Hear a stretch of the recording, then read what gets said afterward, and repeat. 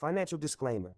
The information provided in this stream is for educational and informational purposes only and should not be considered as professional financial or investment advice. We are not licensed financial advisors, and the content presented here is based on our personal opinions and experiences. Investing in stocks and other financial instruments involves risk, including the potential loss of capital. Any investment decisions you make are solely your own responsibility, and you should conduct your own research and consult with a qualified financial professional before making any investment choices. The content we share on this stream may not be accurate, complete, or up to date. Market conditions and financial regulations can change rapidly, and we cannot guarantee the accuracy or reliability of the information presented. We do not endorse or promote any specific stocks, companies, or investment strategies. Any actions you take based on the content of this stream are at your own risk, and we will not be held liable for any losses or damages that may occur as a result. Always remember that past performance is not indicative of future results, and no investment is guaranteed to be profitable. Make informed decisions and consider your risk tolerance before investing any funds.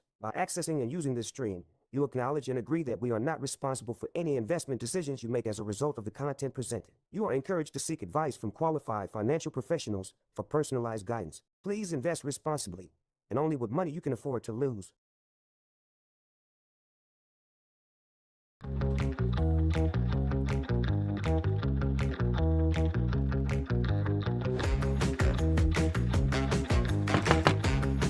Hey man, just found the next guaranteed multi-bagger. Hey man, you found another one? What is it this time?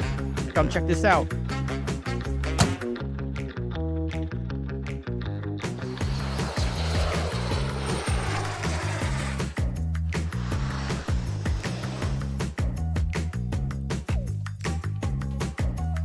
Okay, next please. How can I help you, young man? We want to go all in on CT&T. We think a buy above 14 is reasonable, and we like cheetahs. They are cool. Well, that's fantastic. A really smart decision, young man. We can put that checked and it's gone.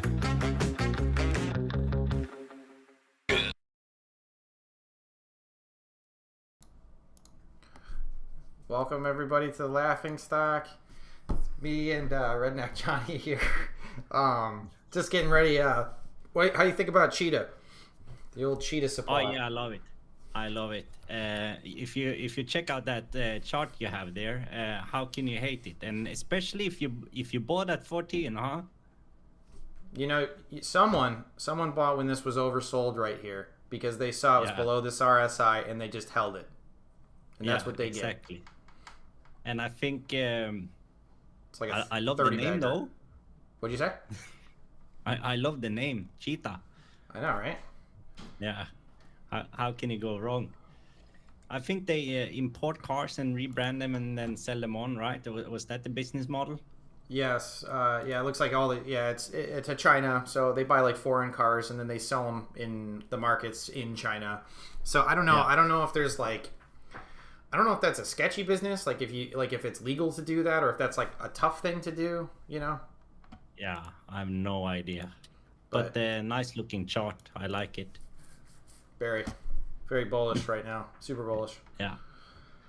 Today I'm in the classroom because I'm learning a lot, and I have my T-shirt on because we have some nice weather here finally after this tough winter. It's starting to get, look a bit better here, and you know, with everything going on in the markets lately, I think we are going into a bit more positive times. Do you agree with that view or what? Yeah, I actually do agree. I think I think the rates are going to kind of hold in the States, which, you know, I think is kind of bullish in general. I think, I don't know, who knows, we could hit like a wall of something crazy like a COVID. You can't predict any of that. And yeah. But I'm feeling optimistic. Like I said, you know, I definitely like about the way I adjusted the portfolio, and obviously I'm still going to keep working on honing that down to exactly. It's not like I want to hold a certain amount of stocks like I was telling you before. It's just if I see enough opportunities, it's just dividing it up amongst all those opportunities properly. So just I guess just working on my portfolio management. That's my next thing I want to really focus on, and then I moved my camera, so I know you're talking about nice weather here, so you can see mine because I think we have like almost like a tornado warning right now. So all right, we'll see if there's any cool lightning bolts or anything fun. Yeah, you had a earthquake, didn't you? Yeah, we did. It was like a month Yeah. ago or whenever that was. Yeah. I couldn't even personally it's feel crazy. it, but Hey Dane, I see we have someone in the chat already. Roaring Kitty follower. He's saying, I'm hearing a lot of people talk about Barnes and Noble being the next GameStop since they created GME in 1999. They had 35 million shares shorted last week, and the float is only 53. Fair value 850, he says. oof, I don't know about fair value at 850. That sounds kind of high, but yeah, no, Roaring Kitty follower. We've been watching BNED for a long time. And I think it's just important because there's been a lot of questions about BNED. And for anybody who's in it right now, I'm not saying it can't squeeze again. It has time to squeeze. But the big thing is that rights offering is going to occur sometime in June. They've said a few things about June 5th being one of the final days. And I think that's with the deal with IMMR, finding an alternative deal essentially. So what's going to happen between now and whatever that point in June is when the equity offering happens, we don't know. It could go to the moon, and or it could fall right back down to where it was trending before. So I just want to tell people to be cautious. This isn't investing advice. I'm just saying that I think it's really hard at this point to predict where that stock's going to end up, and. Roaring Kitty follower, I would be curious on how you came to a fair value of 850. Like, on what are you using some kind of multiple or future growth, or because if you're saying that after, or maybe you really know what you're talking about. You're saying after the dilution and then after the reverse split, you think it's going to be 850. So if you're saying that, then you're even ahead of me in my numbers, but because they did say part of the thing is they're reversing it 100 to 1. So there'll be about 260 million shares, I believe, after everything's all said and done. So that's the big thing right now is if you're buying in too, remember, you're buying when 50 million shares are out. In the end, after everything, if you don't participate in the rights offering, you're going to get screwed. But if you did participate, you're still being diluted by about 5 times because there's going to be about 250 million shares. So just something to think about. And we like you started out, Dane. There's no secret on this stream that we have followed BNED for quite some time, and also that we exited the position, both of us, when it had the share dilution news. That was devastating for us at the time, and we talked a lot about it, how we're gonna play it, and then we decided to exit, and then we were on the sidelines until this happened. I think. You traded it a bit. I tried to do it, but couldn't find a good entry, and we are following it now again. But it's a different play for us now if we get involved than it was initially. This is a completely different setup, I think. Right. And the reason that we are talking a little bit about it now is that we have seen a lot of information out there now that is playing out wrong. It's people talking about even a different company, and there's a lot of people out there now that are talking about BNED, and I understand it because trust me, it's been painful for me to watch it go up to above $1 again without participating too much in it. Yeah. But it's just like you're saying. I see talks about this. Short interest, but I personally haven't seen any solid sources on it yet. But I'm waiting a bit. So if anyone in the chat knows a link or something that we can check out today about the short interest, that would be very helpful, I think. But I know that stock has been shorted. Right. Yeah, and the short interest is obviously a big deal. So because if the meme army continues to push into it, it will force those. But the problem is people have been selling too, so it's really allowing the shorts to get out too.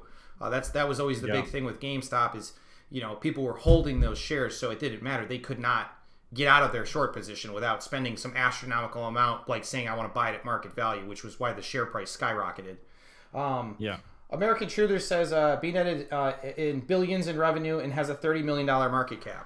Well, I would argue then, American Truther, if you're going to value off that, what kind of multiple would you use? Because you can be you can have revenue. Revenue doesn't really mean anything. Revenue, yeah, means you have sales, but it doesn't mean that you're making any money. And if you're not making money, you're going to continue to come down. And don't get me wrong, I'm extremely bullish on BNED becoming a profitable company. I agree with you that they're going to become profitable. Do I think 30 million market cap makes sense in the long run? Absolutely not. I totally agree with you there. I think it makes no sense. It's where it's going to end up, I don't know. But you know, I've said for value, I think after everything's said and done, will be around $4 to $5. But yeah, that's $4 to $5 after the reverse split. So just remember that it's not like I'm saying right now from where it's at, it could get to $5. I don't think that. But I think after it does the reverse split and they do the equity offering, it's going to be around $4 to $5. That's what I said in the past.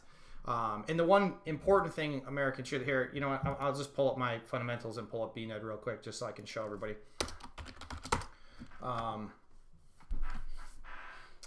So, and like I said, the most important thing right now is they're going to restructure the balance sheet. So once they pay off that debt, which they're going to get about $75 million, and they're also going to get rid of their $30 million second tier loan. So they'll only have the debt from their from the ABL facility. So that'll be at like 200 something.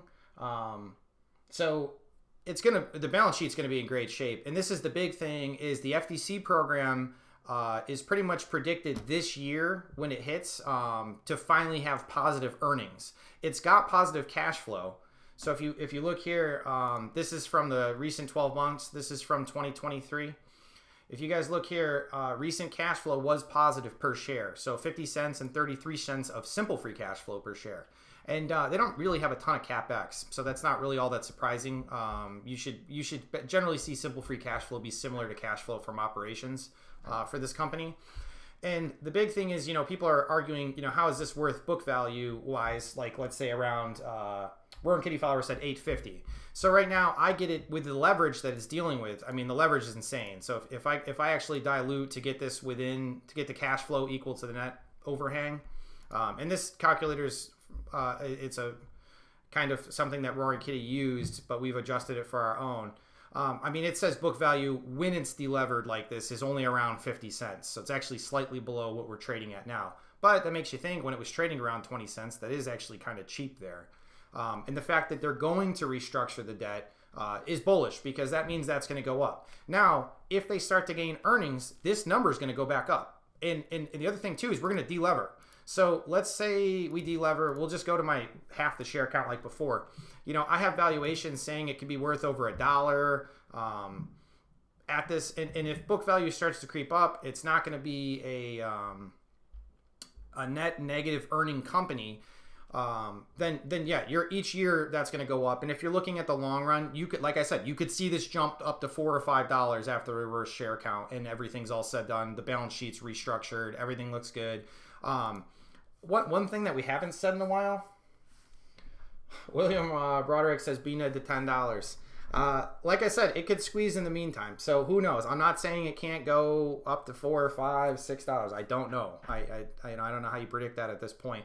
But you know, it just depends. Like I said, there's meme investors out there. If they hold it like they did with GameStop, they could get it to pop because there's still short interest out and their shorts are going to get squeezed. But the problem is people have been selling for the past 3 or 4 days, which allowed a lot of those short sellers to close their positions. How much is left open? I don't know. Someone always has the one website. Nashkar is saying BNED's big run followed many other micro penny stocks running. Would it have had a big push without that catalyst? It's a good question. NASCAR, I'm not sure because there's 2 reasons why it really popped. One, there's an attachment to GME with it, so that's why a lot of the meme traders started looking into the name and kind of why it popped initially. But the other thing is there was the Greenhaven deal news that came out, and Greenhaven was offering a different way of not diluting shareholders and just offering and getting $95 million, so it would actually put the balance sheet in better shape.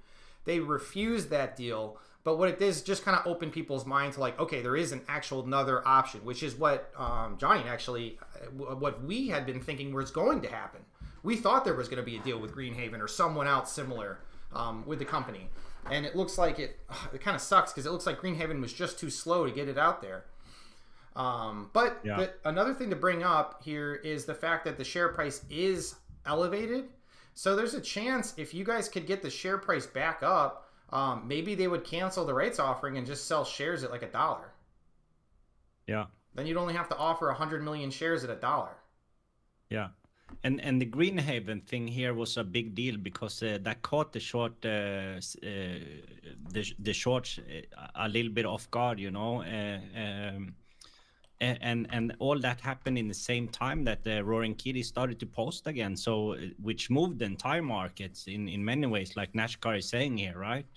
Yeah. So there was a couple of things that happened at the same time that was a bit maybe not completely random, but a bit coincidental, and then you got this this entire thing happening. So but who knows how it will go from here.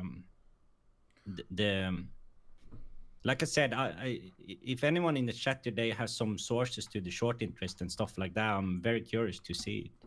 Yeah, there's the one website that I don't know if you have to pay for it. It starts with an O. I've seen a lot of people use that one. But it just, I guess overall though, to your point, NASCAR is I don't think you could have predicted it either way that would have had the squeeze that it ended up having. And the other thing too is, you know, a bunch of people happen to buy it, and then I think someone out there got clever and thought that they'd be able to short this back down to 5 cents and took a large short position, not realizing that they had an army of meme traders coming in to buy. So that's why you really saw the pop, because and it's dangerous to short even a small company like this. I mean, you got a $30 million market cap, the stock's below $1. People short there. That's like, you know, buying companies at their like all-time peaks. You know what I mean? Like, there's a risk there if you don't think it's growing or something changes in the narrative. So you short at the very bottom, there's not much room to go down. You can really hurt yourself. But yeah. But in general, though, like I said, and this is another thing I don't think people realize. So why there was that initial drop on BNED, all had to do with the fact that, here, let me just pull up the chart. So this initial drop here, when it was up above $2, this was headed up. And then there was a possible change from the Department of Education here in the States that BNED's new model that was working wasn't going to be allowed in the future. And they're still back and forth on what's going to happen, but basically the whole thing got postponed and nothing's going to change anyways. Now, that led it into some of these pops, and actually after this down here, it started kind of creeping back up, and everyone was essentially waiting to hear what the rights offering or what they were going to do to raise capital or how they were going to restructure. And when it came out that they were going to sell 2.6 billion shares at 5 cents, the market reacted very harshly to that news, which, you know, I mean, I was completely dumbfounded that was their answer. But yeah. But either way, I mean, obviously things have worked out since. And I mean, even down here, you could just tell, like I was telling you, Johnny, like if you would have just followed the RSI and started to see this slow pullout, you could have got some of this move, you know, where it squeezed. And there was a little bit of a momentum squeeze and then a drop back down. And then same thing, though. So. Yeah. But either way. No, I mean, this volume down here is just insane. This is crazy.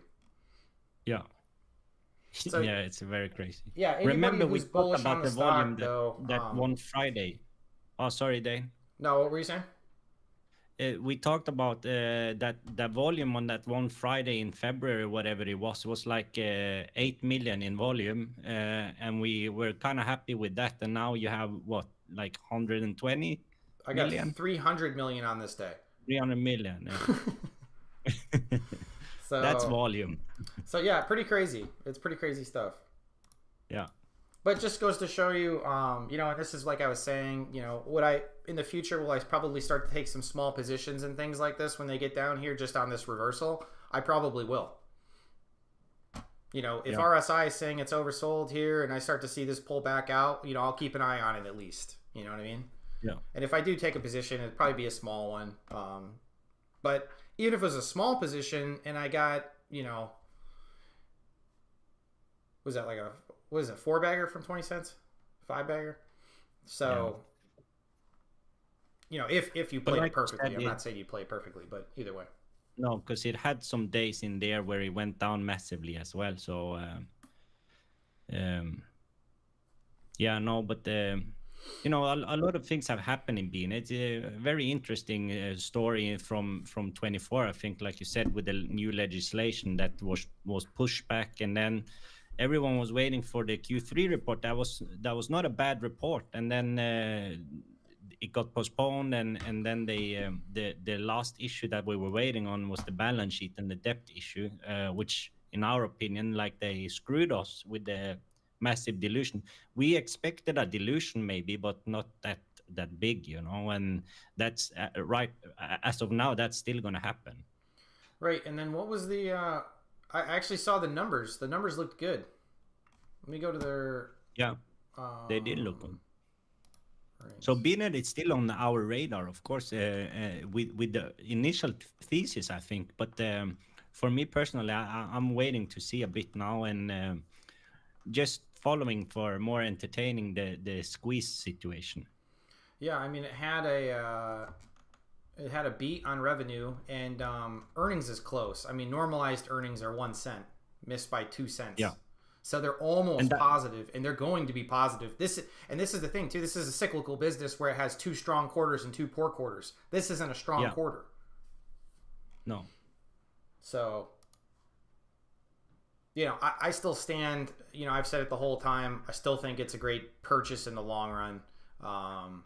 It's just it's going to take a minute to get there for sure. Yeah. And I'm not too worried about. We have covered this in depth in the previous streams, but I'm not worried about the legislation situation. It was such a overwhelming push from the opt-out side that I think they're going to struggle to change it. Yeah, it was. And even if that's part of what made us so bullish initially. Yeah, and we paid attention. We were reading the transcripts and watching the videos and all that stuff. So I watched those stupid hearings. I mean, the thesis, if that thesis can still play out, we just timed it wrong. Yeah, which you know, it's like I said, you know, in hindsight, it's something that I'm going to now work very hard on, along with my portfolio management, because that was honestly my mistake. Yeah, for sure. All right. Go back to the dash here. It would be interesting, everyone in the chat, if you have some additional comments about BNED, and if you have followed it for some time, and your thoughts on what's going on now, because it's I find it fascinating what everything that has happened in that ticker, and it has caught me off guard as well with everything that happened at the same time here in a short time period. Well, and ironically too, you know, our whole stream has been based off, like, you know, this was similar to Roaring Kitty, and you know, using his or a similar spreadsheet as his, and one of the next big meme stocks to come up was the one that we found. Like, what are the odds of that? Yeah. No, that was a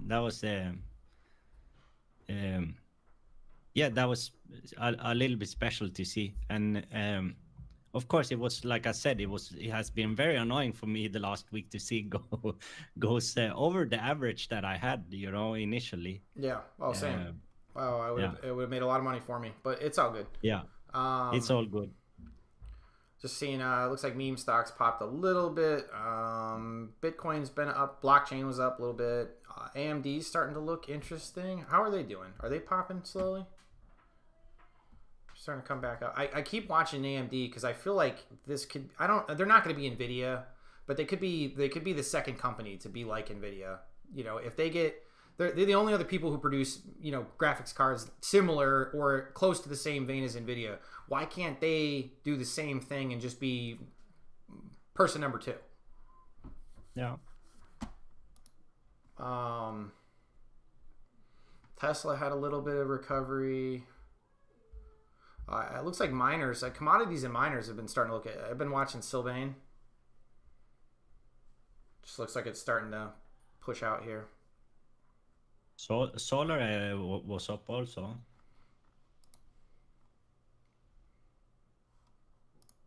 Whoops, I can't click. Yeah, solar's starting to pull back up. I just want to look at this on a daily. It's still kind of bouncing around the bottom here, but like this is a pretty big gap up too. Yeah. And I just want to say I'm not even a technical analyst or analyst, so when I'm talking like this, I have no idea what the hell I'm talking about. I'm just commenting on what I see. I've read a few books. I'm not like totally new, but it's to me, this is what I see. This is what I see. Yeah. And you know, we honestly, we're not big technical analysts, but we do use the charts to just kind of give us ideas on things to look at. You know. Yeah. You know, we're not day trading, but is there anything else that you wanted? Shipping looks like it had a good day there. Is it? Oh, shipping's been bouncing right back. Just I don't know if you mentioned it, but the gold and silver still look strong, right? And the miners. Yeah, gold's pulled back a little bit, but not too much. I mean, we're still way up here. Yeah. Maybe Still found, haven't some found support here. Still haven't found the gold company that I want to be in. If anyone watching today have a gold company ticker, I would be very interested to do some research on it. Yeah, same. All right, here. Well, you already picked out some companies, right? You want to just go through the ones you got, and then if we got time after, we can keep screening and go for some other things? Yeah, sounds good. All right, and then The yeah, first guys, I let me have, know if there's any tickers that you guys want us to look at. Please let us know. Happy to look at them. Yeah, sure. You want me to just go through the order that you sent those to me? Yeah, just whichever you want. That's fine. So Sportsman's Warehouse, I'm sure most people know this one. It's been a depressed stock for quite some time now, but doesn't this always have really high short interest? It's around 10% according to my sheet right now. It's not. I feel like it was higher in the past. Yeah, I think it says like minus 35 in the change monthly. So something has happened there recently, I think. Gotcha.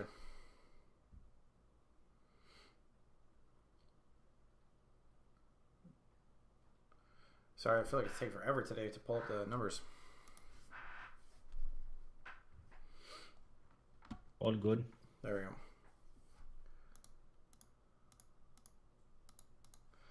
All right, so pretty levered. Yeah, I can just tell by enterprise value. Revenues are down a little bit, but they've been buying back shares. Margins are down, but margins are gonna be a little messed up just because of them buying back shares. But I mean, revenues are down though. Like, you know, gross margins down 1%. It's not crazy. Book values held pretty steadily here around $7, and actually they've been doing a good job the past few years here. Yeah, I agree with that. And you see the increase in capex as well. Yeah, it's slowly been going up, so something to watch because, you know, they're still 31 in EBITDA, but minus 29 in EBIT and minus 29 in net earnings. So their net earnings must be close to EBIT. Well, it depends on the year, it looks like.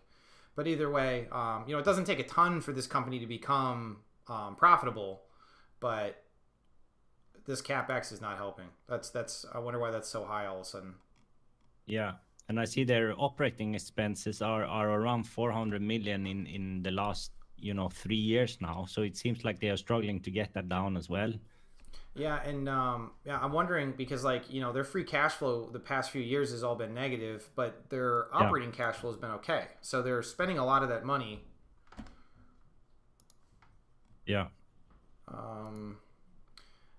They're pretty illiquid, so they're gonna have to figure out that because they got 175. I don't know if this is all leases though. There could be leases. There has been some insiders in the last 6 months and 12 months, but not a lot.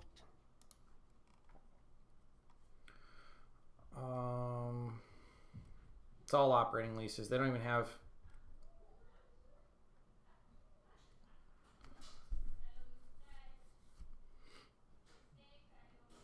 Oh no, okay. And they do have a revolving line of credit. Okay, so they do have some stuff. Okay. But their operating leases are their only long-term debt, so they really aren't that levered. No, that's what I think as well. And how can they get this capex down then? Because then if these start to generate some free cash flow, you know, also with a 10% short interest, this can turn around quickly a bit in terms of the price, you know. Yeah, I'm curious to what they're saying. You know, the other thing I wanted to look at, what is their turnover? So turnover is down substantially though, so that's a concern. Like, you know, that makes me think they're obviously not selling as much stuff, you know. Yeah. They have to hold their inventory longer, so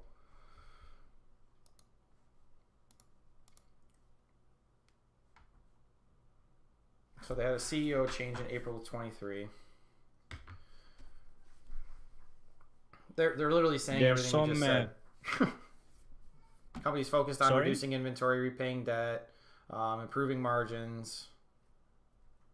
Yeah, I'm reading some of the comments, and they are talking about like they have been focused to reduce the operating expense and stuff like that, just like we talked about, and they think that will show up in like the 2024 data. So maybe they are on the case here. Yeah, you know, new CEO. It just makes me think that this is worth keeping an eye on. Yeah. Who owns this though? I'm checking Whale Wisdom now. By the way, Dayne, Susan Burns in the comments, I might sell my FFIE for BNED, hearing a lot of positive stuff around Barnes & Noble this weekend. Yeah, Susan, I mean, I don't want to beat a dead horse here with BNED, because we did cover it in the first part. So if you do rewind in the video, we just kind of went over BNED and everything like that. So if you're trading it, I like I said, I would just follow technicals and stuff as the week starts, and then try and time your positions there, because up until the rights offering, which is going to be probably early June, there's a chance it could squeeze again. But like I said, it all depends on how much people hold their shares, because if they keep selling shares off and on, the shorts will keep getting out of their position. It'll keep the share price down, which, based on the fact that it just kind of keeps trickling down right now, it might have found a floor. I think it was up after hours. But yeah, I would see kind of what it does tomorrow morning. But, you know, it's still a trade, so it's tough to say. But, and then just to what you were talking to here, Johnny, he's saying they're also not planning on adding stores until they get their debt level under control. A 2-year scenario could see about 40 million less capital spending than depreciation. Yeah. So that's huge, because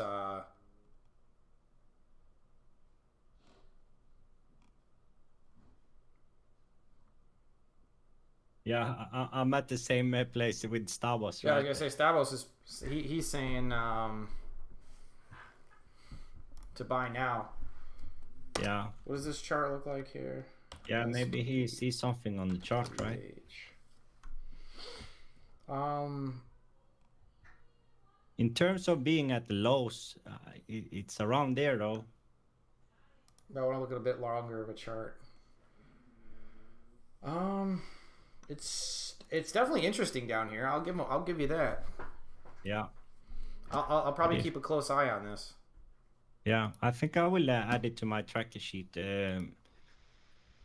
Just because if these people start to turn this a little bit around, and it seems like they are trying, right? And like you said, a lot of the debt is leases and stuff like that. So it looks a bit worse, at least, than what it actually might be. Yeah. I'm just agreeing with you. You can keep going. Yeah, and if you look at the, you know, it's not a poor run company historically either. I think they've done pretty good, to be honest with you. If you look at the earnings and stuff, it's been positive for quite some time, and they have managed the debt fairly good all this time. You know, it's increasing a bit now, but I'm still not too worried about the debt, I think. I get actually on my calculator, if they were to lower the debt a little bit, that this could be worth around like 530 is one of my higher ones, my higher valuations. Yeah. So at $3, it's a pretty good return. Exactly. So if you look at the if you look at the chart, the 52-week low now, which was the lowest point for since it started, I think it was like 275. So that would be a good entry price, I think. Yeah. We'll say like $3 on the buy side here. I mean, I kind of agree with what Stavos is saying. It might look decent down here. Yeah, I'm definitely adding this to my tracker sheet to follow it.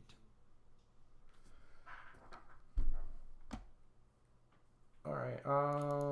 I'm just gonna put positive narrative. I'm gonna take out that it's too expensive because right now it does not look too expensive to me.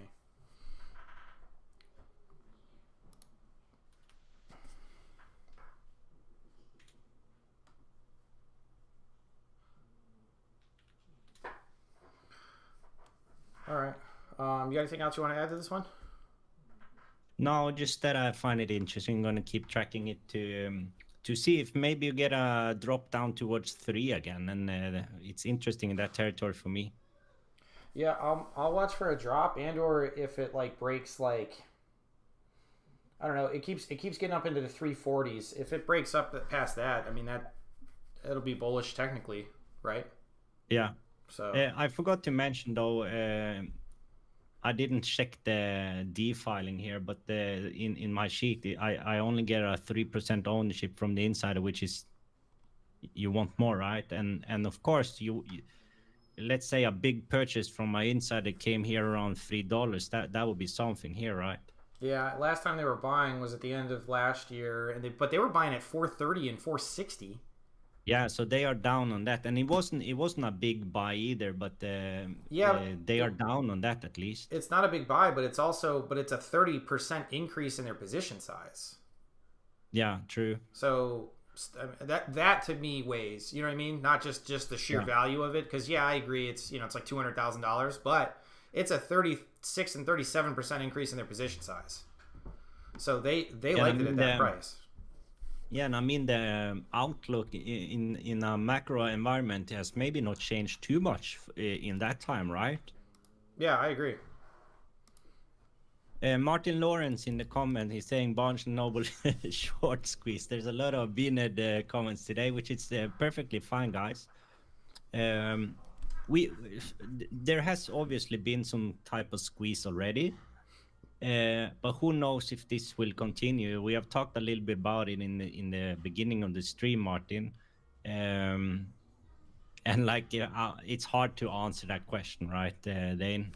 Yeah, and like I said too, the big thing with BNED is it's just like GME. If people hold their shares, the shorts get hurt. If people don't hold the shares and they keep buying and selling and trading it, it kind of kills that buildup. So people were excited initially because someone took a 25 million position or share position, I think it was, I heard.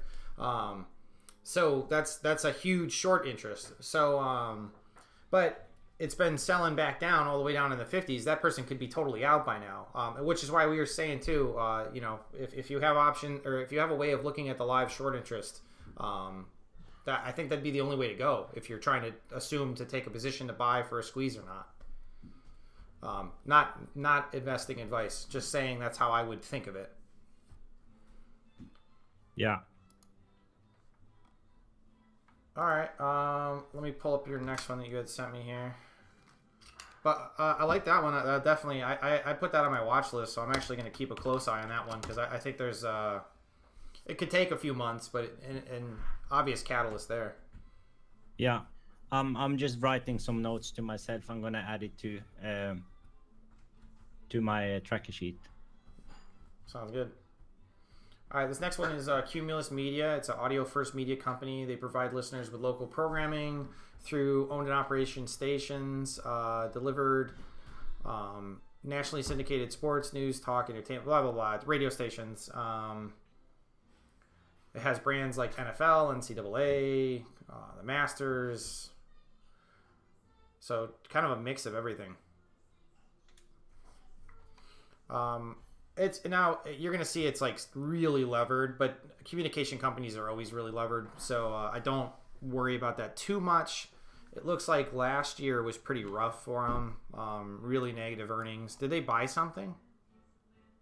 No, they actually sold. Yeah.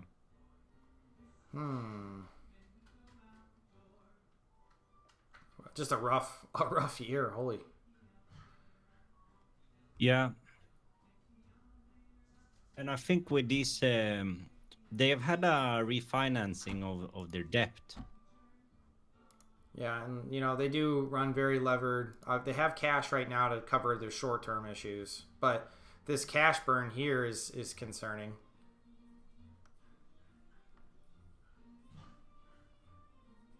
And margins were stable up through you know, the previous year, but last year everything really started to drop more negative.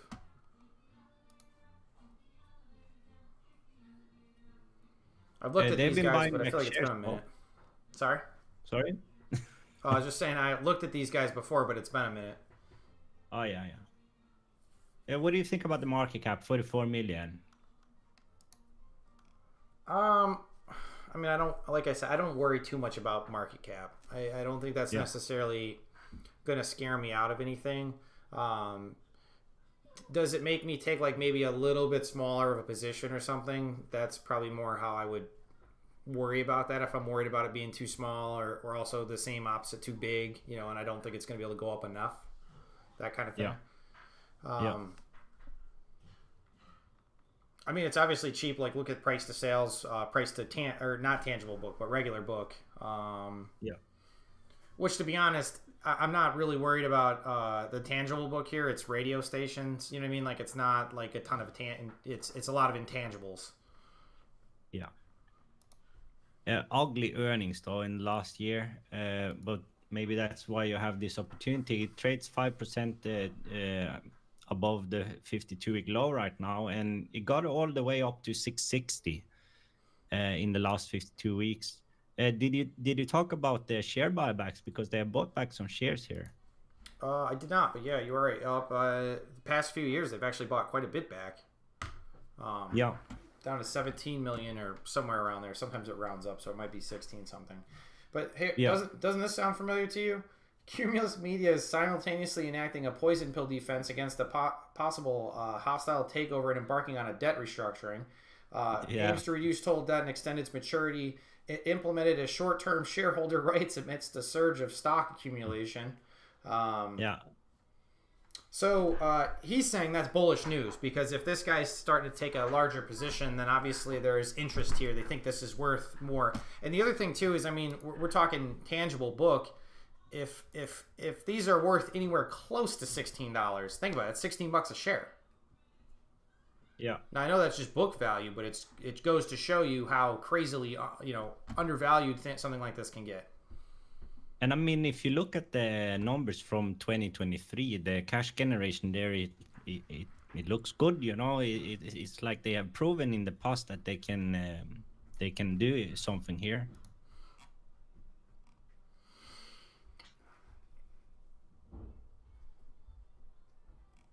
Yeah. So the big thing here is can they get to where they can pay this down? Some catalyst though.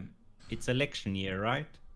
Yeah, and you know, there's gonna be a lot of advertisement revenue that comes in from that, because man, they must spend a ton, because it's like every commercial it's the worst thing ever. I know you're not in the States, dude, but oh my god, for like 3 months, it's just constant commercials. Yeah, they're just slinging shit at each other back and forth. That's all it is. Yeah, it's motivating, I can assume. Oh yeah, very. Yeah, makes me very excited. But maybe hard to answer, but do you see like a lot of people listening to the radio around like where you live and stuff like that, like at workplaces, and you know? I mean, like I said, I think it's an older technology, so I think a lot of the younger generation a lot less. But yeah, and if you think about it too, you know, you go to like offices and stuff like that, and they just have something playing, like, you know, like, you know, in a work environment in general, people just have the radio on because it's just something easy to turn on, and it's kind of like a mix of music that anybody wants to listen to. I know a lot of the like talk radios, you know what I mean? Like people want to just listen to the same show that if they like someone. So there's still, this isn't going away anytime soon. It's still valuable. Yeah. What do you think about they have pushed back the debt to 29, it seems like. I mean, it's huge because it doesn't mean it's going, you know, I've told you this, you know, my concern with bankruptcy is how close are we to bankruptcy, you know? Yeah. Is bankruptcy like, you know, imminent in the future? That's one thing that we have to worry about. But in general, if there's like 4 or 5 years, there's so much that can happen in 4 or 5 years that the stock will go up and down during that time. So you can't just think that the business is dead at that point. You know, if you're going to try and be a long-term holder, no, that's not for you. But if you're doing more what we're doing, which is more, you know, deep value, yeah, that doesn't scare me away by any means. Sometimes it makes it more interesting. But I don't see a big pop on that news in the chart. So maybe the market is sleeping a bit here. What do you think?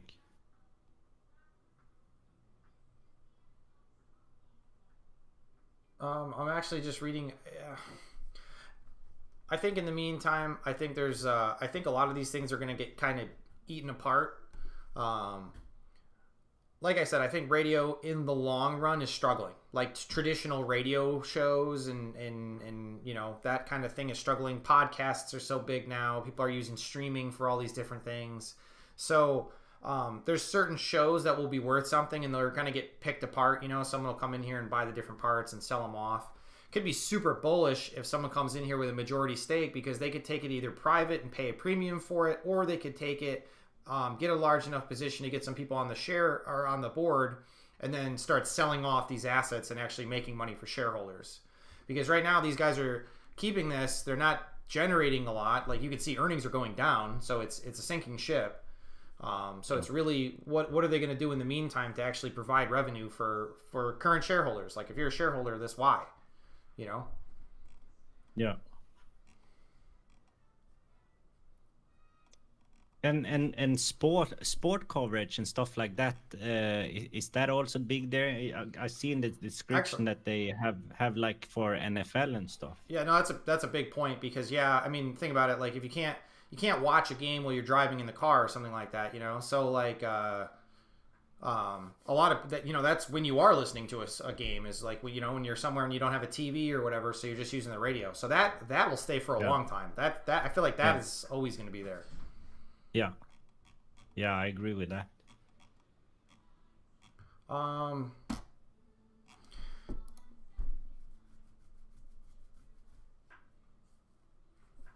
get a, you know, this could get up to like 350. I have. Yeah. Yeah, I mean, I do find it interesting. It's just like the last year here looks a bit ugly, right? And but what makes me a bit more confident is you see management are trying, and I think the news here with the exchange offer and all that stuff, it looks a bit good at least. Yeah. I see some guy is also saying like they reduced the principal amount of debt outstanding by approximately 33 million and increased its ABL facility availability by 25% to 125 million. Yeah. I mean, so that's all that. I mean, it's just big in terms of them trying to protect as much as they can in terms of earnings going forward. Yeah. I mean, it would only take having a good year, and you know, they're talking about declines in revenue, but they're also not, he wasn't taking into account, he said, the advertisement they're going to get from the political stuff this year. Yeah. So we could see this next year be a pretty bullish year for them. And this isn't the only ticker I'm looking at right now for the same reason. There's other companies I'm looking at just because I know what political ads do. It generates a ton of revenue. And when is that stuff going on? So like November or? November is when the vote is. So you really start to watch political advertisements start to pick up in the next like few months. Yeah. So you won't see it though until the quarterly reports until maybe the end of summer. Yeah. You'll start to watch it really pick up. But I mean, if this starts to pull back here or jump back up, I mean, could this get back up into this $3 range? Easily right now. Yeah. All right, let me just update this one. Did you check the owners? I can't. I did not. Hang on, I can do that real quick. Yeah, I'm checking it now.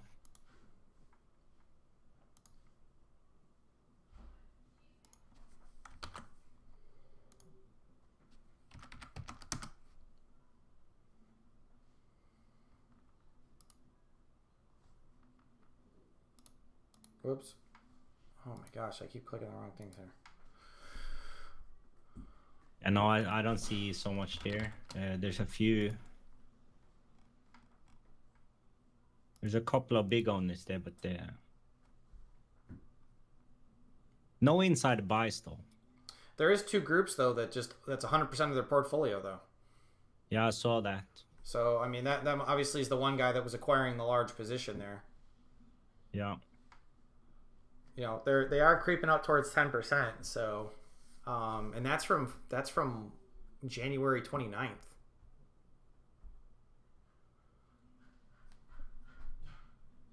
Yeah, it is. That's interesting. 13G. That's very interesting. Yeah. 638. Good call actually on that. Who is this though? Seaport Global Asset Management. It's the Seaport guys. Yeah.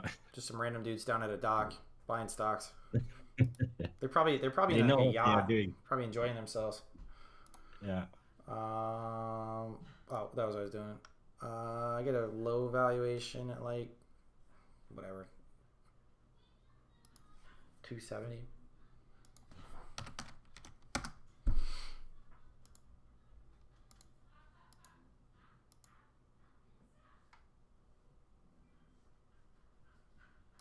All right, that was.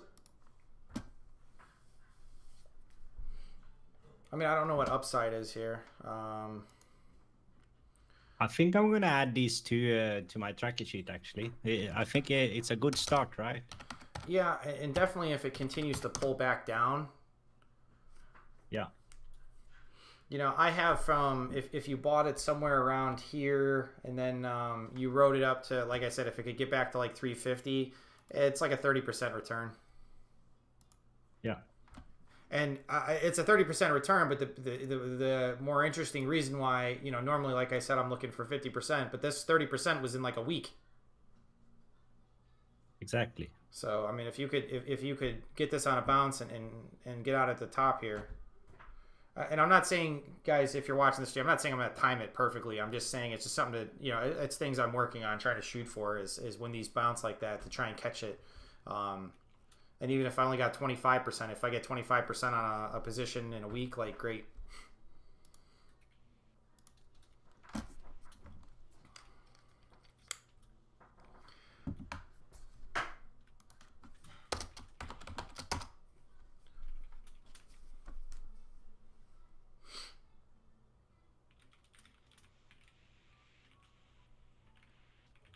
I feel like I've looked at some of these recently.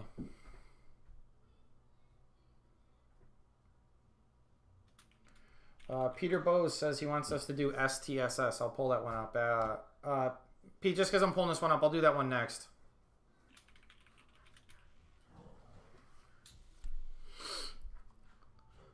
What was that fund name? The Seaport? Yes. Seaport Global Asset Management. And they owned approximately 7%, right? 6.38 is what I have from, but that's Yeah. January 31st. So if they're, or 29th. So if they're accumulating a position, it could be much larger than that. Yeah. I wonder when they have to file their own,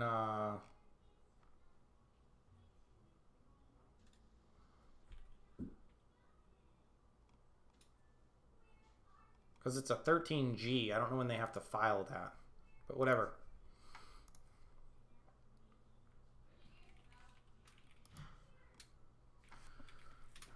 Let's see here.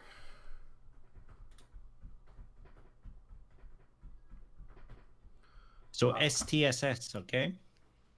TISI? Oh no, sorry, I just saw Peter Bose. He asked us. Oh yeah. I was saying we'll do his after this one. Okay. So TISI, it's a specialty industrial services. They offer its clients access to full suite of conventional, specialized, and proprietary mechanical heat treating and inspection services. There's a mouthful.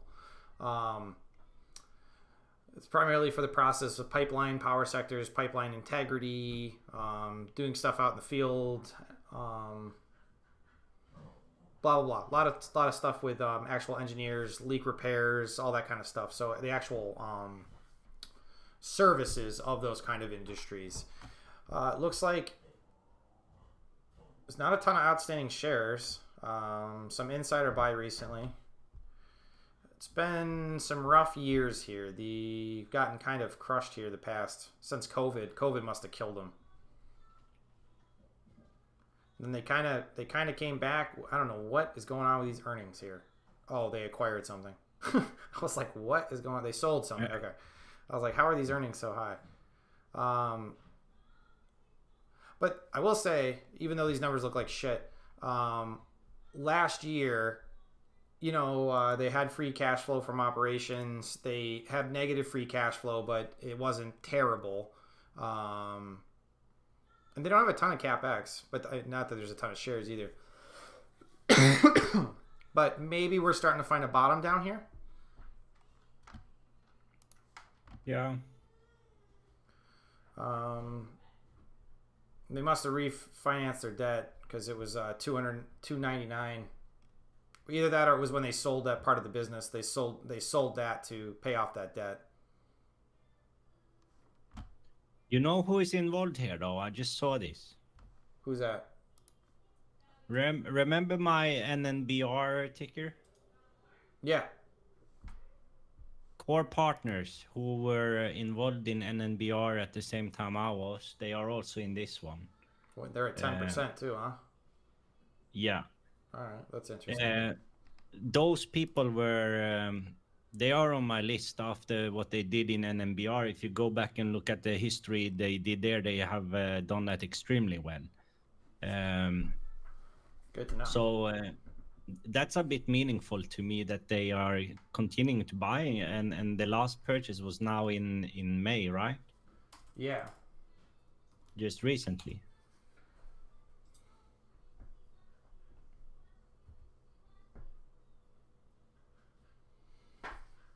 I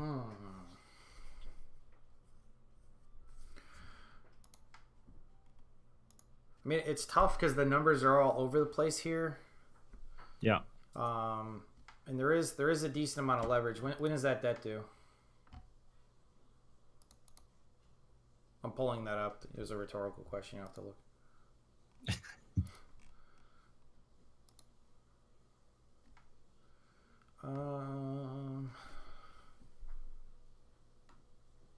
It seems actually also, if you go to Whale Wisdom, that they have multiple funds that they are involved with here. Okay.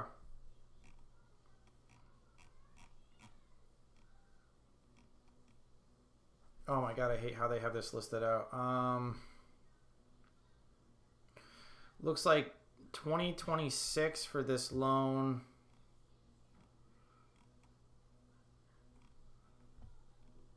There's another one for 2025. That might have been that they pushed it. Okay, that's the same one. So there's one at the end of 25.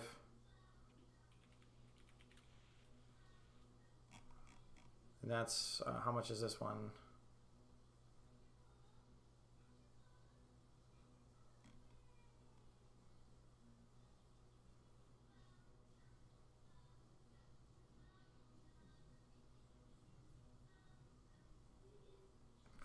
So that's the MRE one, and the AVL is in 2025. So that'll be 100,000 that they're gonna owe. Oh, those are both due in 25. And then the one after is in 2026, which is the PIK loan, right? or the up-tiered loan, as we'll call it. Okay, so about half of it will be due in 25 and the other half in 2026. So they have some time to get these numbers straight. I think they own like a big position. This core partner is well above 10% in total. There's only 4 million shares, so obviously it wouldn't take them that much to actually get that kind of ownership. You know what I mean? Yeah, and I see historically the share count has been very low here. What does this look like volume-wise? Yeah, low. Sorry, I'm trying to close a bunch of these tabs, guys.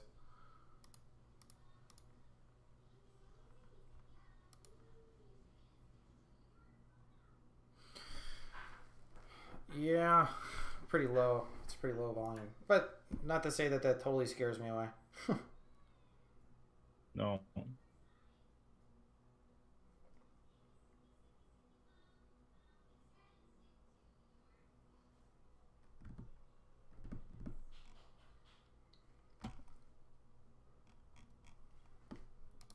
All right, back to here because I wanted to read. This guy said don't take one for the team yet, and this was in November. Oh, this is 2017. No one's talking about this, dude. Yeah, I saw that. There's very very little on seeking. Oh man. I have it worth that it could get up to like $10. Yeah. But I also have it as a buy around 5, so it's a little high right now. Yeah, I was gonna say it's actually quite a bit from the 52-week low right now, you know. Yeah, I would definitely like it much lower, because right here I have it as a little expensive. Yeah.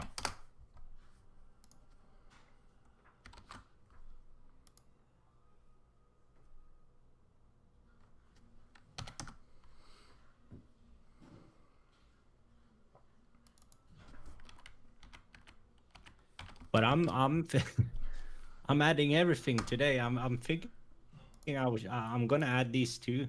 I think it's worth tracking them, and I really like the core partner involvement. It looks rough for them after, you know, the pandemic. Yeah,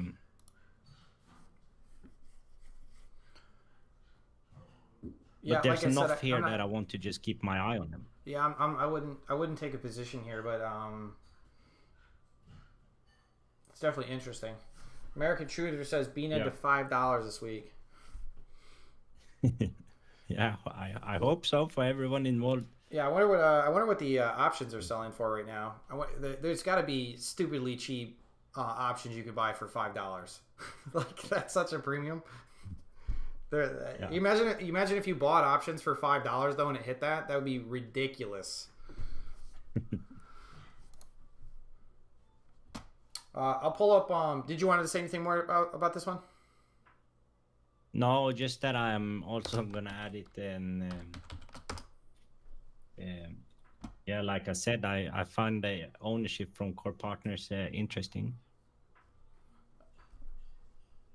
All right, Peter's throwing us a real penny stock here. So this is a real small market cap. So it might be tough to say a lot on this, Pete, because sometimes these ones are real tough to get a lot of information on, at least from a fundamental standpoint. A lot of times if I'm going to look at a company like this and it doesn't have much for fundamentals, there's not much you can do besides go with the charts. So I don't know how savvy you are with your technicals, but we can at least look for some news. So it's a pharmaceutical packaging company. It's only been on here for 3 years, pretty new. It's engaged in offering patented smart safety syringe products.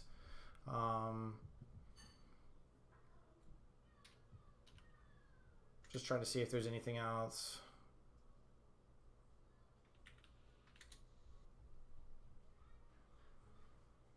Okay, so just a bunch of different things, kind of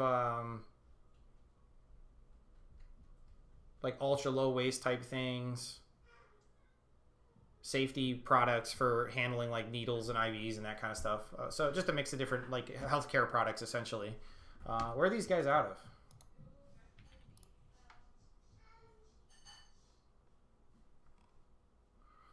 Okay, they're on Long Island. Wow, look at this day. So obviously there's some news here. What's going on here?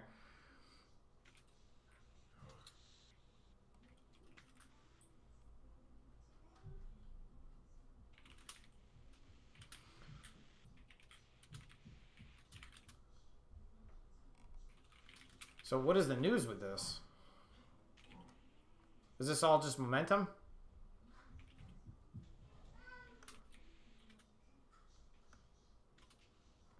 I mean, how many, what are the shares outstanding? They're only 16 million. Yeah, so this is, I mean, you know, Peter, when I see this, I'm not sure. He says SC in Hungary.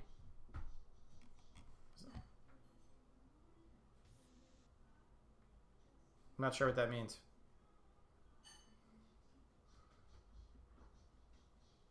But either way, you know, they don't have any earnings. There's nothing here. This company's not profitable. It doesn't even generate revenues yet. So all that doesn't matter. They don't have any debt, which is good. So that's obviously not a concern. He says South Carolina. Yeah, I don't know, because I'm getting, when I look at Yahoo, I mean, they're out of Melville, which is on Long Island here.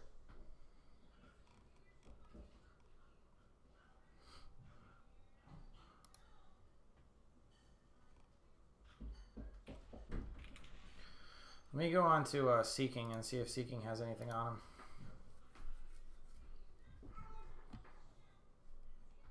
No, it's just their filings. There's no one even looking at this. So I don't know. I mean, this just looks like it's a penny stock that popped to me. You have anything else that you think you could add to this one?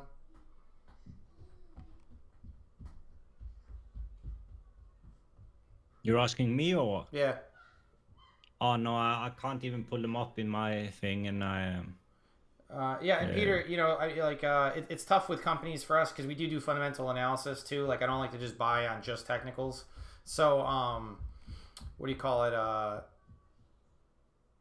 If there's anything else, I mean, like I said, I don't see any news on it, and when I don't see any news and I see that big of a jump, oh, wrong one. You know, after hours, either there's some crazy inside information that came out and the rest of us aren't privy to it, or it's just literally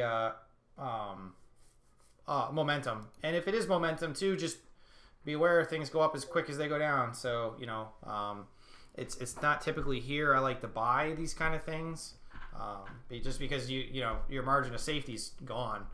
Who knows though? I mean, you see like Lucy here, for instance, up 400%. I mean, that's insane.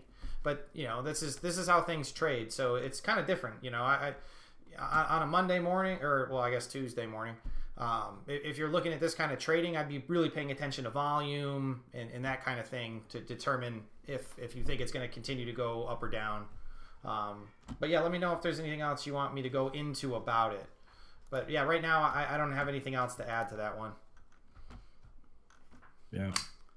All right, well, what we got next here? RFIL.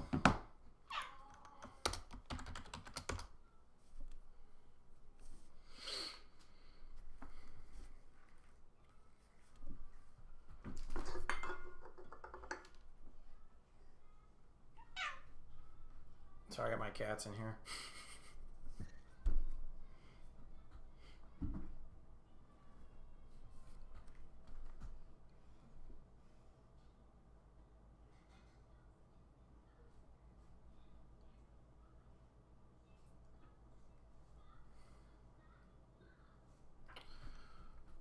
All right. Bit of a smaller company again.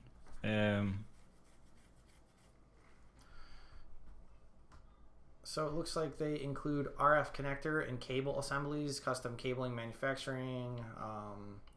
They design, manufacture, market, and distribute a range of RF connecting, adapters, couplers, dividers, cable products, coaxials, all, you know, wiring equipment. or I should say cable. Custom copper and fiber cable assemblies, complex hybrid fiber optic and power solution cables. You know, okay, bunch of stuff with cables. It's simple as that. Just to look close, share prices kind of creeped up, but nothing crazy. I mean, that could even be what they're giving out to like the CEO and stuff, employees, that kind of thing.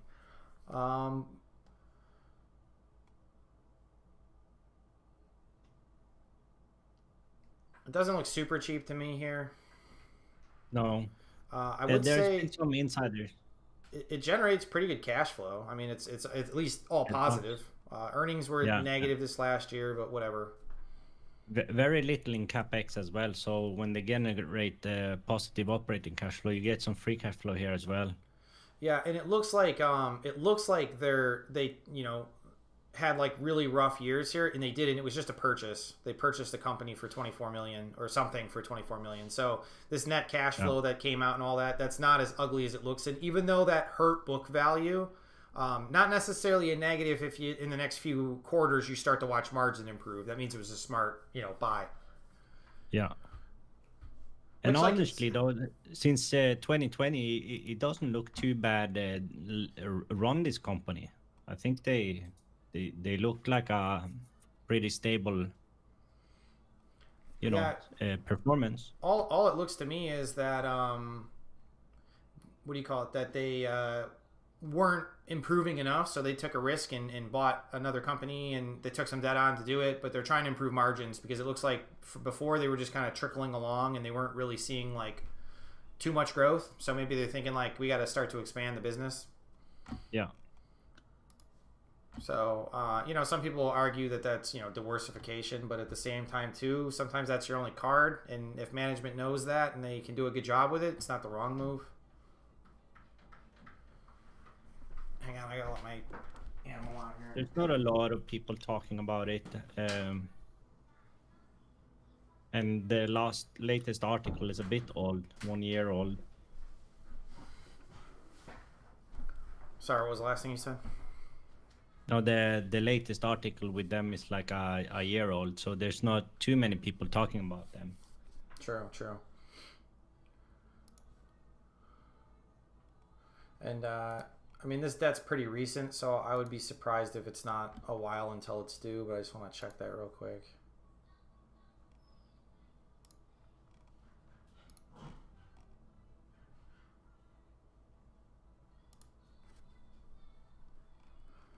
No, that's not what I want.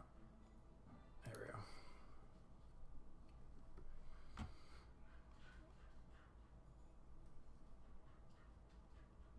I'm just reading a little bit on the transcript with the guidance, and they seem a bit more positive now in going into Q2. All right, well, that's good.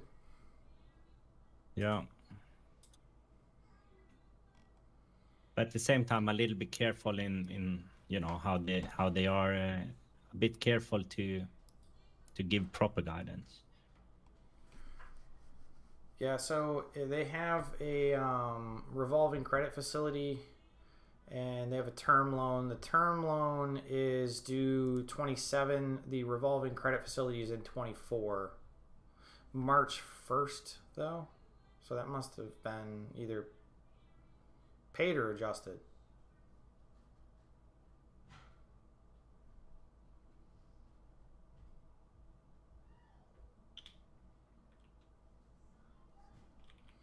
Or it looks like they're paying it down right now. Yeah.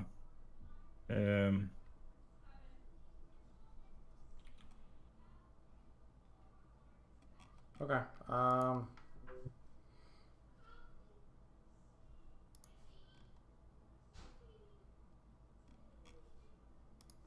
Yeah, hopefully that whatever... Does it say what they bought?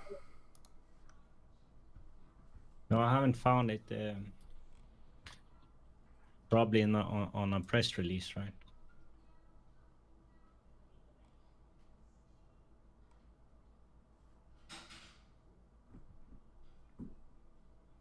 Looks like their director bought shares worth $30,000 in October 4th of 2023. Yeah. Where'd it go?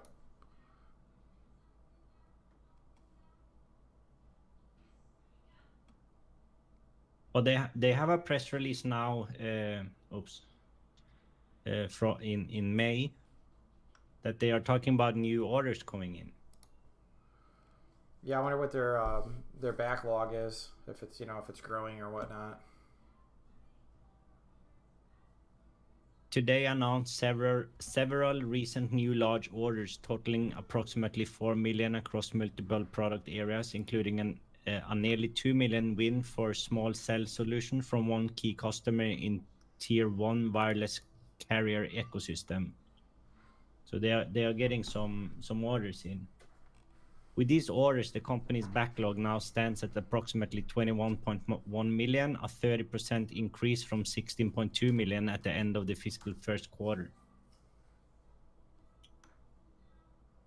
So that's good.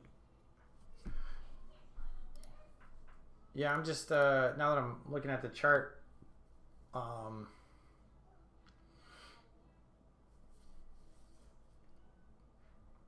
I think I would wait for a pullback on this. Yeah. Because I get fair valuation around like $5. Yeah. It was at 250 at the 52-week low. Yeah, and I would have. One of my calculators is saying to buy at like 275. So I think I think I'm just a little late on this one. So if I was to take a position, I would wait until it pulled back a little bit. It's just a little expensive for me. Yeah. Now, and granted, guys, like when we're saying this too, just remember, like we're shooting for outsized returns. So I'm not saying it's like a bad buy right now. I'm just saying, like for me, for what I want in terms of my return, like this isn't where I would purchase. But that's why it's always do your own due diligence. Like you guys will know when to buy and enter in your own things as you do it more. If that's a question for you. Did you find? Oh, here they go. RF Industry complete acquisition of Micro Lab, expanding product offering and market opportunity. Sorry, Martin. I just saw your comment that you said that you agree, and we've been talking for a while, so I'm not sure which part you agree to. But thank you for the confirmation.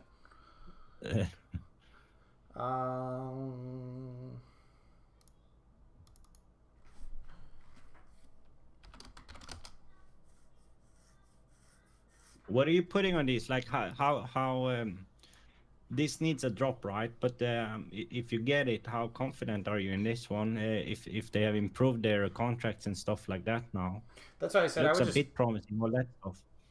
If I was gonna relook at these guys again when it gets down, I'll probably just check on, like you said, like on their presentations and maybe their recent 10Q, and just make sure that like you said, that the backlogs are increasing. Look for news, whatever, it doesn't matter, but some way to just know that they are continuing to get contracts. Yeah. Because I mean that's the big thing with this is we need all this stuff. We need 5G things all over the place. All this cable. Like I mean there can't be enough cable put down. Copper's pricey though. Copper's. So there's just a lot going on. Yeah. And small market cap too. So that's the other thing too, is how big of a position size would I take? I don't know. No, exactly. But I do like it. Yeah. Like I said, anywhere down here, like even in the 270s, you could possibly argue to take a spot there. Yeah. And the market has appreciated it here quite a bit. So it could be that that price, the possibility of them having better quarters this year might be priced in already though.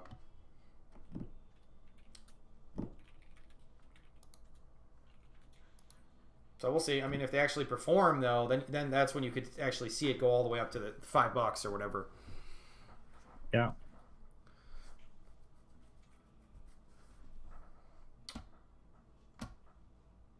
I just wanted to, because I hadn't pointed this out yet to everybody, but I made a change in my dash here, so I just wanted to run over to my portfolio, which this portfolio is up to date. So you know, if you guys are interested in some of these tickers, let me know. We can go into them if you want. And as always, don't buy these just because you know you see that someone owns them. Please do your own due diligence, because you know some of these I've held for a while and are selling, and you know everything. But what I did up top here is I started to put my percents in here just because I want to show you how this is performing over time, and also just for myself to keep track. But each week I'll start updating this, so obviously it's going to take a little bit for these numbers to really start to differentiate. But each week I'm going to just put like what my overall percentage gain is, and then my total loss and total gain for the whole portfolio for the stream. And then hopefully that way, as you see that, you know, this is working, hopefully we can start to get some of these numbers back up. Obviously things are down from BNED, but I'm just starting, we're going to start anew here, and start going this way and just see, obviously the goal is still to shoot for 50% returns. So it's no different than our case strategy, which is why you'll see us tend to look at a lot of nano cap, small cap, micro cap companies, you know, a lot of distressed things, or turnaround stories, but either way. So I'll be updating that anytime I stream, hopefully.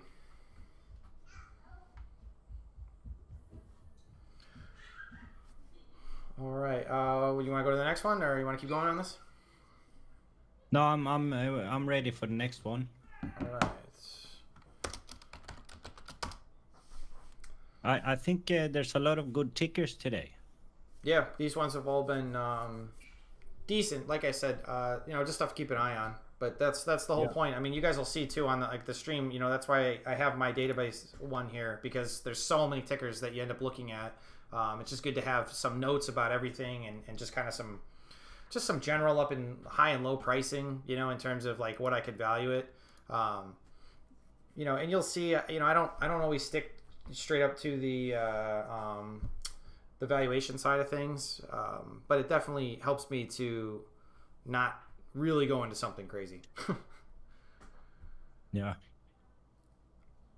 Peter said he wants us to look at VHAI next. So as soon as we're done with this one, we'll pull that one up next, Pete.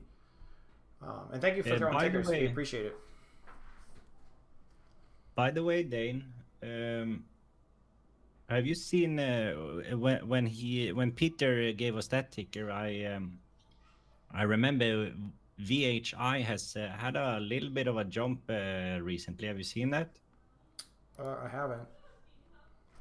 VHI, we have been talking about it a long time ago on stream, and we've been following it a bit. You remember that story, how it's a bit connected with some other tickers? Oh, yeah, I do. Now that you're saying that, yeah. I don't think I've looked at these guys in a minute. Yeah. All right. Well, yeah, we'll pull them up. Yeah.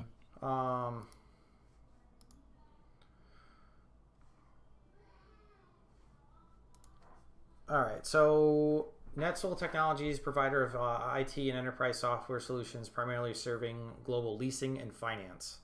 I have to go and bore everybody with what's going on here. They operate in North America, Europe, and Asia.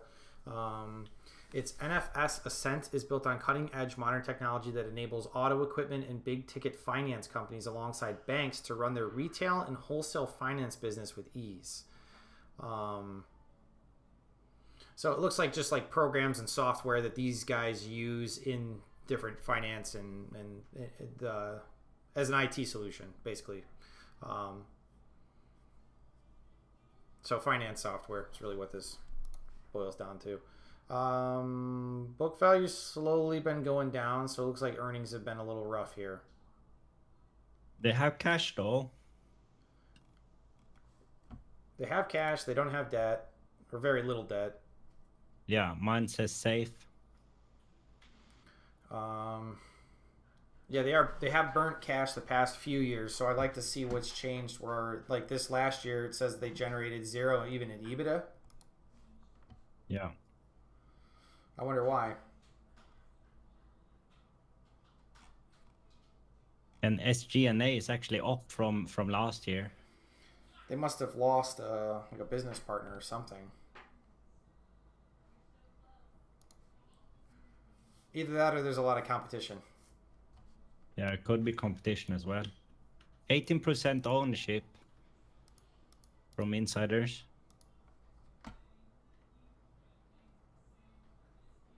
This guy said in 2016 it's ready to fly. Jason is talking about the GoPro here in the chat. GoPro is actually a ticker that we have covered in the past as well. So GoPro is on the radar. Actually, Dane, we did a stream with GoPro not too long ago, and we were a bit worried about their new business model platform and the competition on that, and how well that would do, because so far it seemed like it was a bit performing worse than expected. Yeah, it was. It's definitely getting cheaper, Jason. And I've been watching GoPro. Yeah. I don't know how large of a position I would take in them, but they are on. I believe they're on my on deck list, so I do keep an eye on them just in case things. But like Johnny's saying, that one's a bit narrative based. We're trying to see what that company can do to turn around, because now I just feel like there's cameras everywhere now, and there's just a limited market for the people who are using GoPro for like extreme sports and action, and just more that style of camera taking.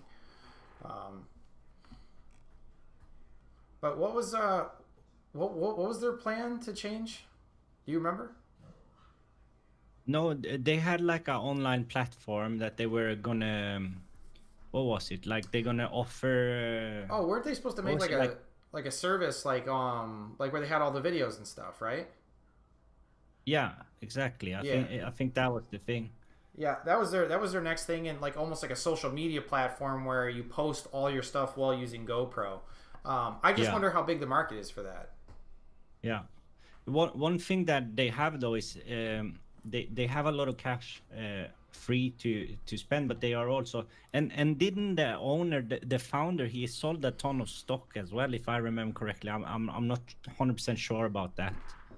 I think he did, but there was something with the founder that we reacted on, if he either sold or if he didn't buy more stock down at these levels. It showed like a little bit of a lack of confidence there. Yeah, I would definitely like to see some kind of other insider buying with GoPro, because like you said, and he has been selling, and don't get me wrong, I mean, he was one of the founders of the company, so he's probably got a ridiculous amount of shares, and for him to sell them off and just take some money for himself, I don't it doesn't always mean anything bad about the business per se. That could just be him choosing to do that. Yeah, it's not like a big major point, but it's something to, like, you would want to see him go in at these levels, you know what I mean? Right. Yeah, in terms of the business, it doesn't look bullish, and because if he's not buying, there's also probably a reason. Yeah. All right, what else was going on with NetSol here? Oh, there was no one talking about it. That's right. Did they have like a presentation or something I can look at real quick here? Oh, Jeremy Bloom was involved in 2016. With NetSol? Yeah. Of course he was. Yeah.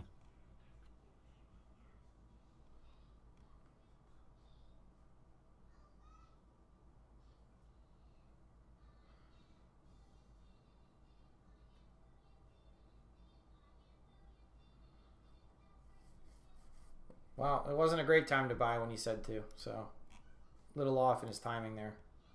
But Stab was in the comments though, talking about how he likes the current setup.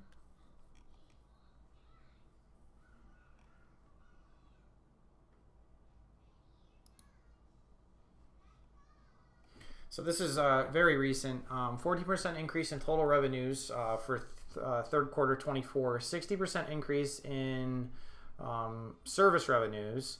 Gross margins increased 48%. Oh, 48% increased from 35. I was going to say, holy crap. on pace to meet target revenue range of 60, so they're meeting guidance. Targeting forward year 24 subscription and support revenue of 28 million. So what have they been doing?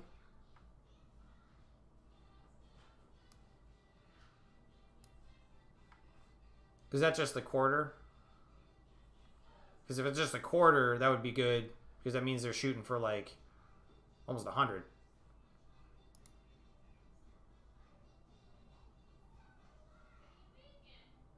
Oh, that's just subscription and support revenue. Okay, that's not the...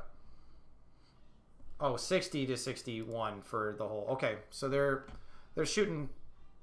They're on track, actually. Let's just say that. Yeah.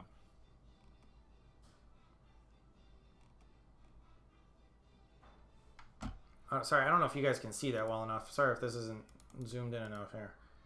It's kind of like I don't like how it's on like a white background. Yeah.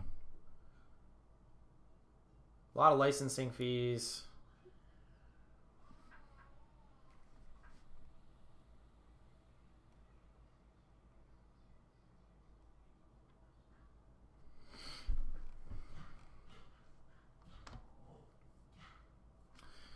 Management's comments are, these past several quarters have showcased our hybrid license and SaaS model at work. We recognize substantial licensing fees for the first half of 2024. These contracts are now generating service revenues for our business, which has increased approximately 60% compared to the third quarter of fiscal 2023. We have a strong sales pipeline of licensing and SaaS opportunities. They continue to win new contracts. We expect to realize both license fees and service revenues on a more consistent basis based on a recent performance, which we believe will drive enhanced profitability for our business.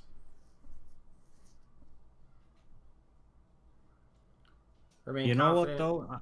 Sorry? I'm reading a bit in the transcript now, and they are mentioning AI, so that's something, right? Bullish. In these days. It's a buy. Go all in on it. Yeah. What is their ticker?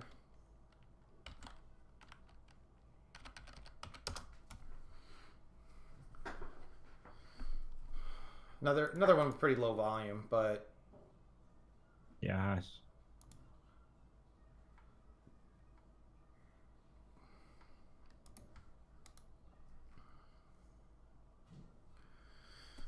and I don't have a ton of room to move because I get fair value around $3. I don't know what you get.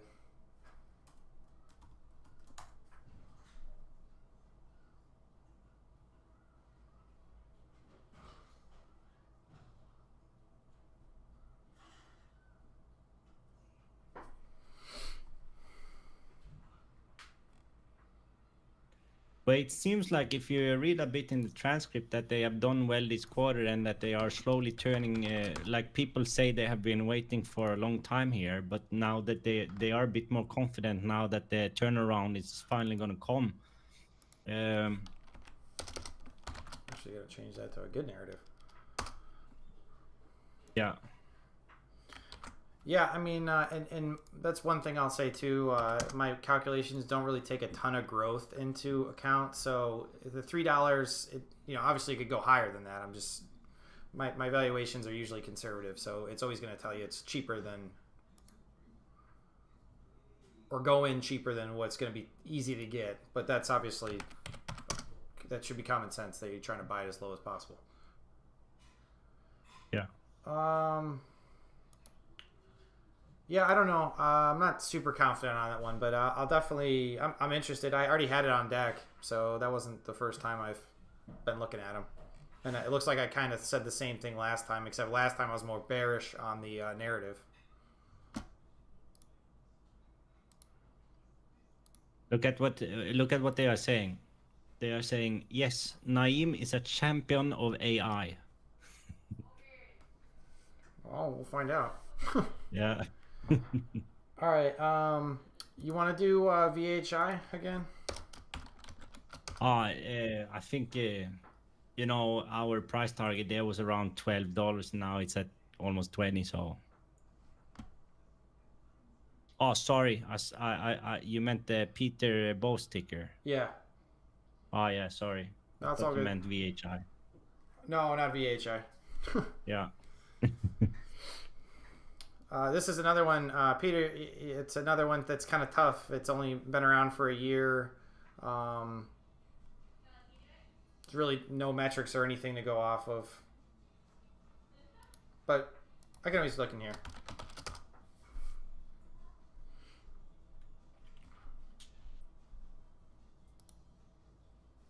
Yeah, I mean, this is another one if you're looking at trading.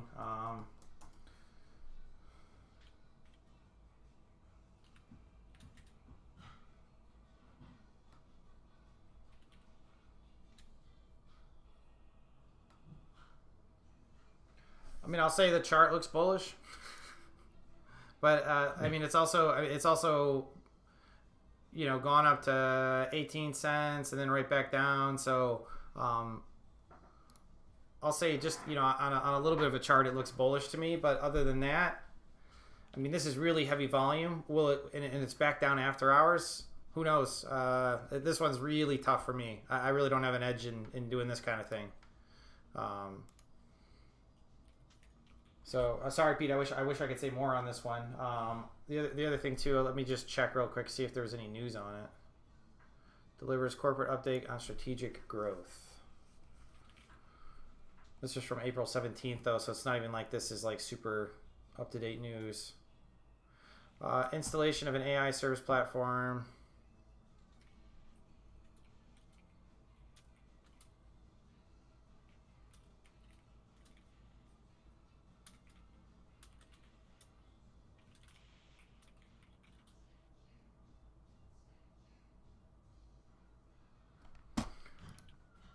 Oh, that's why, because it didn't even tell me. I was going to say, like, why didn't I just, like, what does this company do? But it didn't populate on mine.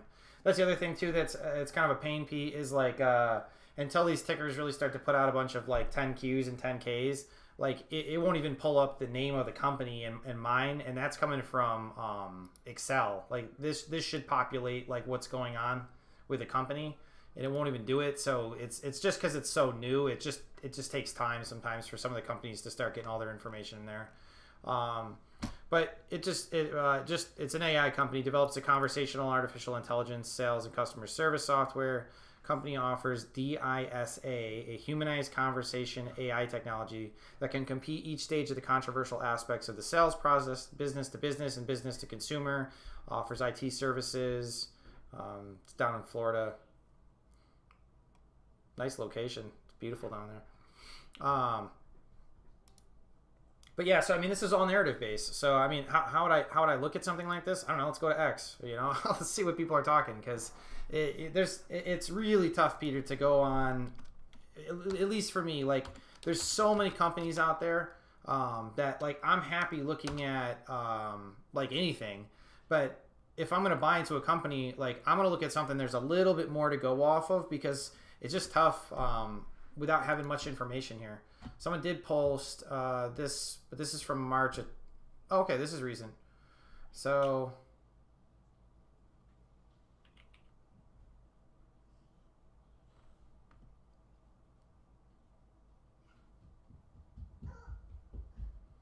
yeah, you know, until they start generating some kind of revenue and stuff too, it's just gonna be tough, because we don't really know what's going to happen in terms of how fast they burn through cash, and you know, are they going to have to raise debt? They already diluted shareholders in 1 year twice, you know, as in doubled the amount of shares. Granted, it's only 8 million. So is this thing probably going to track all over the place if you're trading it? Yes. If you're looking for this kind of stock that's going to have a hot trading streak to it, this is probably that kind of stock. I'll give you that. But I don't have anything else to add to it. All right, Johnny, I probably do got to call it there, though. Yeah, all good. Well, usually we are doing streams on Tuesday and Thursday and Saturday, right? But since we postponed this weekend till today, I think you're going to skip yours tomorrow? Yeah, I feel like there's probably not enough that will quite happen tomorrow to really go through and do a full stream. Yeah. But will you be on Thursday then? Yeah, I will be on Thursday, and then we aim for Saturday again, right? Yeah, together. and I already know next Saturday I'll probably have to do an early stream, all right? Either that or I can do All it right. Sunday. I don't know. Yeah. We can talk about it, and then for everyone that wants to tune in, if you follow us on X or Twitter, we update if there's some changes to the streaming schedule, which we have used a lot actually. The last weeks we have had to make some changes almost every week, I think. So I hope people are watching like what we post there, so you can tune in. Yeah. Always check on X because that's where we post. I wish there was a better way to do it on YouTube. Yeah, I think you know, if you have the notifications on, you get notified when we go live. But yeah, it's a bit. I wish we could communicate a little bit better when there are changes and stuff like that. Yeah, but I mean, it is what it is, I guess. There's not much we can do. Yeah. But either way. All right, so yeah, we'll see. Tomorrow's Tuesday. We'll see what happens. I'm assuming. I don't know. You think BNED will find a floor here? Well, It was slightly up in after hours, but it has. I mean, the chart has looked ugly on the 5. Like it is pulling back down. Yeah. So I don't know. We'll see what the meme army can do. Yeah, I'm rooting for you, and it's interesting to see everything that's going on there now. But just be careful, because I see a lot of wrong information on you know, forums and stuff like that right now. So everything you read is not necessarily correct, you know. Yeah, and you know, we don't want to see someone, you know, buy in on false news, because trust me, one thing that I pretty much will never make this mistake at this point, because I won't buy something if I don't literally know anything about it. But I'm going to try and verify any news I see, because people are so quick out there to just say things, and they, you know, they just want the stock to go up, which I get. But you know, you just got to be careful of what's going on the markets. People are easy to quicken, and there's a lot of people who don't really understand a situation, and they'll put some big posts together, and they think they know what they're talking about. Trust me, and everybody makes mistakes. So you know, you just don't. You always just position size accordingly and whatnot. I guess my recommendation. And it has been a bit crazy the last 2 weeks after Roaring Kitty started to post again. Yeah, So, I mean that kind of kicked off the whole. Yeah, thanks, Peter. Sorry, I just saw your message, but yeah. So, anyways, like I said, I'm excited because one thing I do want to point out to everybody is, like I said, I'll keep updating these up here, so you guys will see what percentage my portfolio is doing. And I'm still working on honing down the amount of companies I own, and like I said, that'll probably adjust as time goes and what the market throws at me. So sometimes I might have larger positions. I do want to stay kind of fully invested. That is my goal, to stay pretty much fully invested, unless like the whole market takes like a turn. But which in that case I'll be happily waiting in cash to find a bottom. But yeah, so we'll see. There's always so much to go through. I feel like this has gotten crazier and crazier the more I learn everything. Yeah. It doesn't get easier the more you know. Sure. I'll say that. No. All right. All right. Thanks for everyone who tuned in today. We appreciate some activity in the chat here, and we appreciate everyone who has spent time with us. And you know, hopefully we will see you on Thursday again, and maybe BNED has done something crazy in the meantime. And I hope everyone can make a little bit of money there. Doing the right things, you know. But I'm not sure what that is at this point, because it's a bit crazy. Yeah, it's tough to call, but yeah, good luck everybody out there. Happy investing. Johnny, Yeah. have a go, man.